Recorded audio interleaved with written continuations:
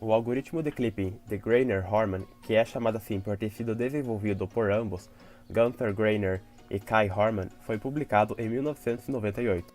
Já sabemos que a técnica de clipping envolve uma área a ser apresentada para o espectador e partimos da ideia de que nem tudo em uma cena estará sempre disposto na tela, ou seja, há partes que não precisam ser renderizadas em determinado instante de tempo. Fica claro que é preciso determinar o que é interno e o que é externo a essa área para que uma apresentação correta da cena seja feita. Um polígono fechado pode ser descrito como um conjunto de vértices que se interligam e seu último vértice se torna também seu primeiro. Quando o polígono dentro da área de clipping é convexo, isto é, todo segmento de reta traçado dentro dele não possui pontos externos, o trabalho de encontrar o que é interno e externo ao polígono se torna mais simples. E quanto a polígonos não convexos?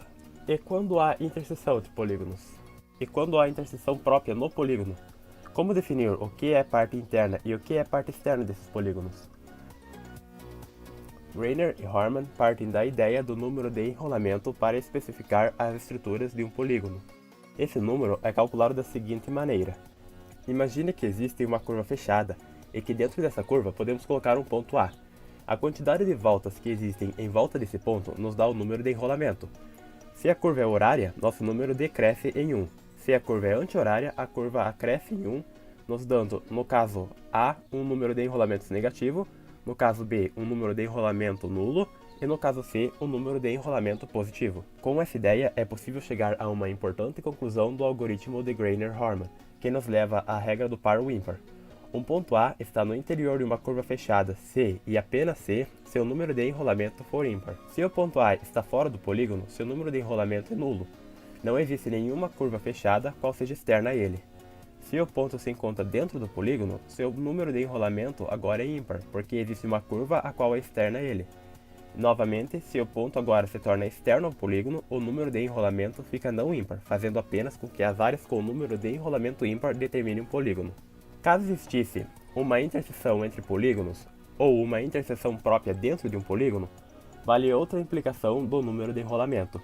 Um caminho que intercepta um polígono exatamente uma vez vem do exterior para o interior do polígono ou vice-versa. Recapitulando, se quando o ponto A atravessa uma curva apenas, seu número de enrolamento varia em 1, e se está dentro de uma curva, seu número de enrolamento é ímpar. Temos a resposta para as interseções, números de enrolamento com mais de uma curva fechada externa a si. Note que dessa maneira, não importa o formato da área de clipping, a interseção entre ela e o polígono pode sempre ser realizada com o algoritmo encontrar partes do polígono dentro da área de clipping, encontrar a área de clipping dentro do polígono e mesclar as partes encontradas, renderizando para o espectador apenas o necessário. A adição dessa percepção sobre o algoritmo fez com que o desempenho do algoritmo se tornasse melhor a outros que vinham tratando dos mesmos problemas específicos, como o de Watt. A melhoria cresce com a quantidade de vértices do polígono. Com 50 vértices, o algoritmo de Watt leva 66,364 milissegundos para o recorte, enquanto que o algoritmo de Greiner-Horman leva menos da metade, 30,724 milissegundos.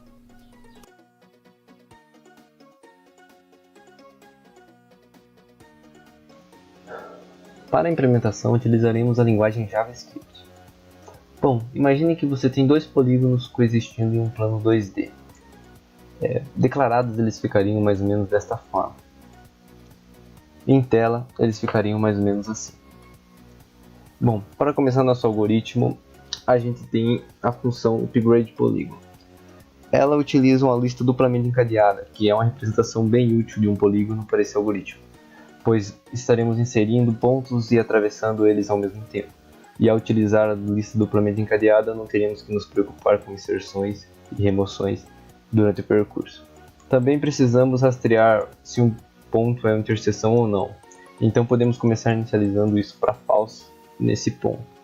Em seguida precisamos fazer a interação de cada combinação de bordas e ver se elas se cruzam. Se elas se cruzarem, então precisamos inserir o ponto de interseção no polígono. Bom, na função linesIntersect, nós precisamos de uma função auxiliar para calcular onde as duas linhas se cruzam. E ela calcula o ponto de interseção de duas linhas e também retorna quão longe a interseção está de cada linha. E é aqui que a mágica começa. Se a long A for 0,75, então a interseção ocorre em 75% do caminho, de A0 para A1.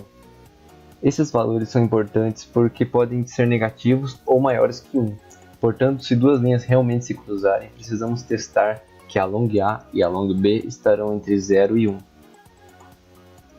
Nessa parte, nós temos uma função que calcula o próximo ponto de não intersecção.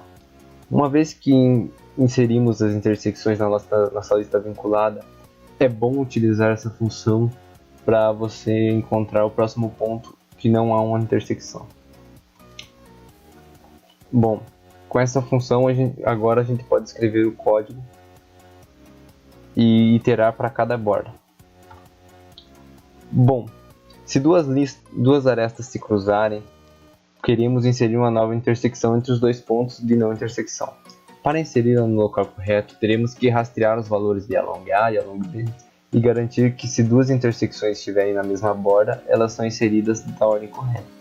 Queremos criar dois nós, um para cada um dos polígonos, mas esses nós devem apontar um para o outro, para que possamos pular entre polígonos quando mais tarde atingiremos uma intersecção. Bom, nessa parte a gente precisa calcular as entradas e saídas das intersecções. Sabemos que as intersecções alternam-se entre entradas e saídas, mas qual é o primeiro cruzamento? É uma entrada? É uma saída? Simples. Se o primeiro ponto do polígono estiver dentro de outro polígono, então a primeira intersecção deve ser uma saída. No entanto, calcular se um ponto está dentro de um polígono é realmente um pouco complicado. Bom, a função pointInPolígono funciona contando o número de bordas que uma linha horizontal se cruzaria. A linha horizontal passa de menos infinito y para xy. Só realmente se importa se há um número ímpar ou par de intersecções. Agora nós podemos calcular se a intersecção é uma entrada ou uma saída com essa função. Em tela já podemos ver um resultado, onde temos os dois polígonos e suas intersecções marcadas. Bom, por onde começar? Não podemos simplesmente escolher um ponto aleatório, porque alguns pontos podem realmente ser completamente removidos do resultado. Uma vez que todas as operações incluem todas as intersecções, devemos começar por uma intersecção não processada. Cada cruzamento que adicionamos ao resultado final, marcamos como processado. Bom, e qual a maneira de girar? Finalmente chegamos ao ponto crucial. Quando chegamos a uma intersecção, podemos saber de que maneira virar. Uma vez que o polígono está em comutação de um lado para o outro, simplesmente tornamos a nossa decisão dinâmica armazenada em IntoBlue e IntoRed na lista, e usamos curPoly como índice. Bom, e se não houver intersecções? Nosso conjunto de resultados estará vazio, não é? O que pode estar correto ou pode estar errado, dependendo da operação. Uma verificação simples é suficiente para corrigir. Então nós seguimos o rastreamento até que não possamos mais nenhum cruzamento para processar. Por fim, temos a apresentação dos dois polígonos unidos e processando somente os pontos que são necessários para gerar a forma geométrica. Uma versão demo desse algoritmo pode ser visualizada no seguinte site. O interessante é a interação com o usuário.